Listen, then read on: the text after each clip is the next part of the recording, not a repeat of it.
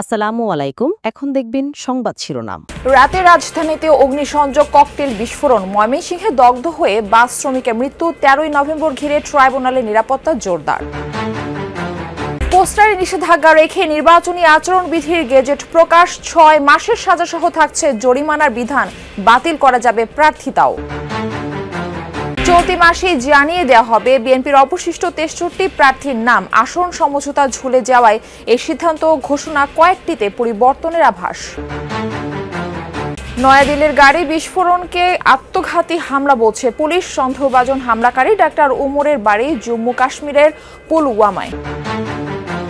এতক্ষণ শুনছিলেন সংবাদ শিরোনাম, এখন দেখবেন বিস্তারিত। 13ই নভেম্বর শেখ হাসিনার মামলার রায়ের দিন নির্ধারণ ঘিরে সম্ভাব্য নাশকতা এড়াতে আন্তর্জাতিক অপরাধ ট্রাইব্যুনাল জাতীয় ঈদগাহ মাঠে নিরাপত্তা জোরদার করেছে আইন শৃঙ্খলা বাহিনী। মঙ্গলবার সকাল থেকেই ট্রাইব্যুনাল ও ঈদগাহ মাঠের প্রবেশ মুখে কঠোর অবস্থানে থাকতে দেখা যায় আইন শৃঙ্খলা বাহিনীকে। এর আগে সোমবার supreme court, tribunal, attorney general কার্যালয়, বার ভবনের নিরাপত্তার স্বার্থে জাতীয় ঈদগাহ মাঠে বহিরাগতদের প্রবেশে নিষেধাজ্ঞা দেয় সুপ্রিম কোর্ট প্রশাসন। পুলিশ বলছে, শেখ হাসিনার মামলার রায় ঘিরে গেল কয়েকদিন ধরেই রাজধানীতে নাশকতা ছড়াচ্ছে আওয়ামী লীগের নেতাকর্মীরা। 13ই নভেম্বর ডাকা হয়েছে হরতালও। ময়মনসিংহে গতরাতে একটি বাসে অগ্নিসংযোগ করেছে দুর্বৃত্তরা। এতে দগ্ধ হয়ে একজনের মৃত্যু হয়েছে, আহত হয়েছেন 2 জন। পুলিশ জানায়, গতরাত 3:15টার দিকে ফুলবাড়িয়া বাজারে দাঁড়িয়ে থাকা আলম এশিয়ার একটি বাসে আগুন দেয় দুর্বৃত্তরা। খবর পেয়ে ফায়ার সার্ভিসের একটি ইউনিট ঘটনাস্থলে পৌঁছে আগুন নেভায়। এ সময় বাসের ভিতর থেকে একজনের ঝলসে যাওয়া মরদেহ উদ্ধার করে ফায়ার সার্ভিসের সদস্যরা। নিহত জুলহাস একজন পরিবহন শ্রমিক। আগুন দেওয়ার কারণ অনুসন্ধান ও অপরাধীদের ধরতে কাজ করছে পুলিশ। সোমবার সন্ধ্যার দিকে রাজধানীর ধানমন্ডিতে ল্যাবিড হাসপাতালের সামনে একটি বাসে অগ্নিকাণ্ডের ঘটনা ঘটেছে। রাত 1:30টার দিকে যাত্রাবাড়িতে একটি বাসে আগুন দেয় দুর্বৃত্তরা। এদিকে রাত 11টার দিকে রাজধানীর বাংলা মোটরে এনসিপি প্রধান কার্যালয়ের সামনে ককটেল বিস্ফোরণের ঘটনা ঘটেছে। এই ঘটনায় 2 জনকে আটক করেছে আইন শৃঙ্খলা বাহিনী। বিস্ফোরণে 4 জন আহত হয়। সোমবার সন্ধ্যায় রাজধানীর ধানমন্ডিতে ল্যাবেট হাসপাতালের সামনে একটি বেসরকারি বিশ্ববিদ্যালয়ের বাসে অগ্নিকাণ্ডের ঘটনা ঘটেছে। সন্ধ্যা 7:30টার দিকে খবর পেয়ে ফায়ার সার্ভিসের 2টি ইউনিট আগুন নিয়ন্ত্রণে আনে। রাত 1:30টার দিকে যাত্রাবাড়িতে একটি বাসে আগুন দেয় দুর্বৃত্তরা। গত কদিন ধরে রাজধানী সহ দেশের বিভিন্ন জায়গায় যানবাহনে আগুন সহ বিভিন্ন নাশকতার ঘটনা ঘটছে।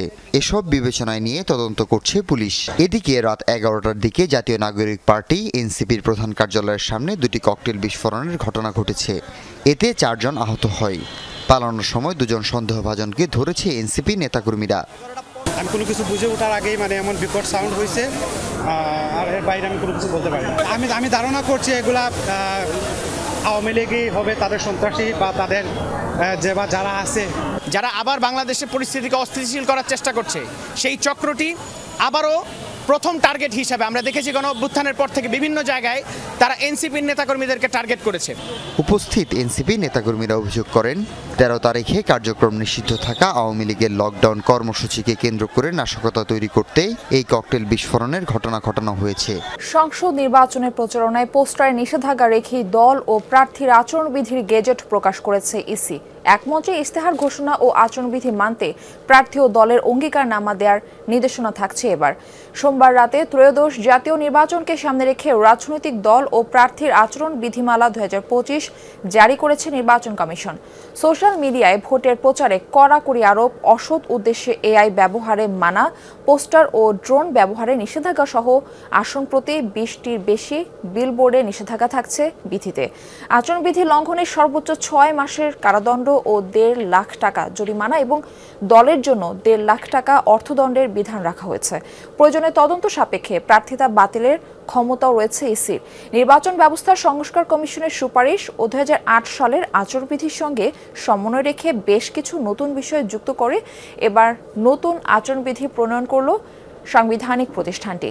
এর আগে গণপ্রতিনিধিত্ব আদেশ আরপিও সংশোধন অধ্যাদেশ জারির পর সেই আলোকেই আচরণবিধি গেজেট আকারে জারি করেছে ইসি। চলতি মাসে শেষ হবে অবশিষ্ট 63 আসনে বিএনপির সম্ভাব্য প্রার্থীর মনোনয়ন ঘোষণা। এনসিপির সাথে বিএনপির আসন সমঝোতার সম্ভাবনা কমে যাওয়ায় পরীক্ষিত মিত্রদের দ্রুত ভোটের মাঠে পাঠাতে চায় বিএনপি। এছাড়া ঘোষিত 237 আসনের কয়েকটিতে প্রার্থী পরিবর্তনের আভাস দিয়েছেন বিএনপির নীতি নির্ধারকরা। বলছেন, ক্ষোভ ও অসন্তোষ দমনে বঞ্চিতদের সাথে ফের আলোচনা করবেন শীর্ষ নেতারা। তবুও কেউ জননিরাপত্তা বিঘ্নিত করলে সরকারকে কঠোর হওয়ার অনুরোধ করেছে বিএনপি। ধান খেতে দাঁড়িয়ে আম্পায়ারের ভূমিকায় রিভিউ আবেদনকারী ব্যক্তির নাম আলাল উদ্দিন আলাল। ফেনী জেলা বিএনপির এই সদস্য সচিব মনোনয়ন বঞ্চিত হয়ে অভিনবেই প্রতিবাদ করেন। আমার বাড়ির কাজের ছেলেটা পর্যন্ত জেলে গিয়েছে। আমার এই অফিসটা 5 বার ভেঙেছে, 7 বার আমি শারীরিকভাবে অ্যাসল্ট হয়েছি। দল এটা রিভিউ করবে, এটা আমার দৃঢ় বিশ্বাস। যদিও এমন বুদ্ধিদীপ্ত প্রতিবাদ দেখা যায়নি আর কোথাও, বরং হামলা বিক্ষোভে গত কয়েকদিন উত্তপ্ত অন্তত 10টি জেলা। কিন্তু কেন এমন ক্ষুব্ধ প্রতিক্রিয়া? বঞ্চিতদের এমন কর্মকাণ্ডে বিএনপি বিরক্ত হলেও স্বস্তি দিচ্ছে 237 আসনের তুলনায় অল্প সংখ্যক এলাকায় প্রতিবাদ হওয়ায়। বিএনপি মনে করে তুলনামূলকভাবে যোগ্য লোকরাই পেয়েছেন এবার ধানের শীষ। যদিও সার্বিক বিবেচনায় ঘোষিত প্রার্থী তালিকায়ও কাটাছেঁড়া চলছে। প্রতিবাদ করার তো অধিকার থাকতেই পারে, তার মধ্যে 237-এর মধ্যে 4-5টা জায়গায় সমস্যা হয়েছে, কিছুই নাই। মনোনয়নের যে ক্রাইটেরিয়া আমরা করেছিলাম আগে থেকে, সেই ক্রাইটেরিয়ার পরিপ্রেক্ষিতে সিদ্ধান্ত হয়েছে। তা আবার আরেকটা ক্রাইটেরিয়া করতে গেলে আবার আরেকজন অসন্তুষ্ট হবে। যেহেতু আমরা এটা ফাইনাল সিলেকশন বলছি না, আমাদের এখানে পুনর্বিবেচনার সুযোগ আছে 2-1টা ক্ষেত্রে। যদি দলের সিদ্ধান্ত সঠিক না হয় সেই ক্ষেত্রে এটা পুনর্বিবেচনার সম্ভাবনা আছে, তবে সেটা খুব বেশি জায়গায় হয়তো দেখা দিবে না, 2-1টা ক্ষেত্রে দেখা দিতেও পারে। ঘোষণাহীন 63 আসনের প্রার্থী তালিকা নিয়েও বিএনপির একাধিক টিম কাজ করছে।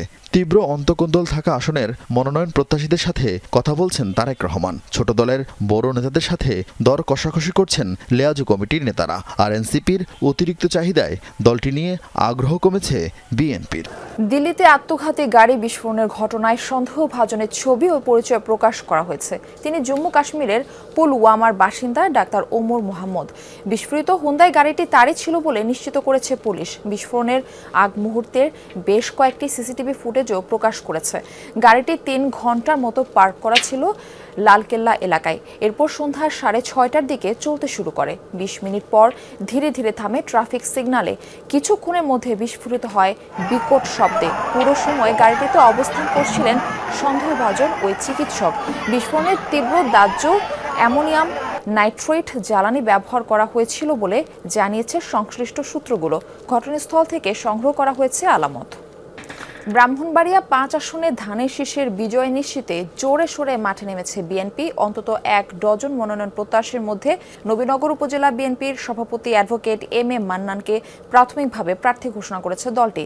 এতে সন্তোষের কথা জানিয়েছেন তৃণমূলের নেতাকর্মীরা। বলছেন, দল মনোনীত প্রার্থীকে বিজয়ী করতে ঐক্যবদ্ধভাবে কাজ করবেন সবাই। মেঘনা ও তিতাস নদী বেষ্টিত ব্রাহ্মণবাড়িয়ার নবীনগর উপজেলা যোগাযোগ ব্যবস্থা, কর্মসংস্থান সহ বিভিন্ন দিক থেকে বেশ পিছিয়ে এই জনপদ। দীর্ঘদিনেও কাঙ্ক্ষিত উন্নয়ন না হওয়ায় ক্ষোভ রয়েছে স্থানীয়দের মাঝে। আসন্ন সংসদ নির্বাচন ঘিরে নানান হিসেব কষছেন ভোটাররা। এবার সুষ্ঠুভাবে পছন্দের প্রার্থীকে ভোট দিতে পারবেন এমন প্রত্যাশা তাদের।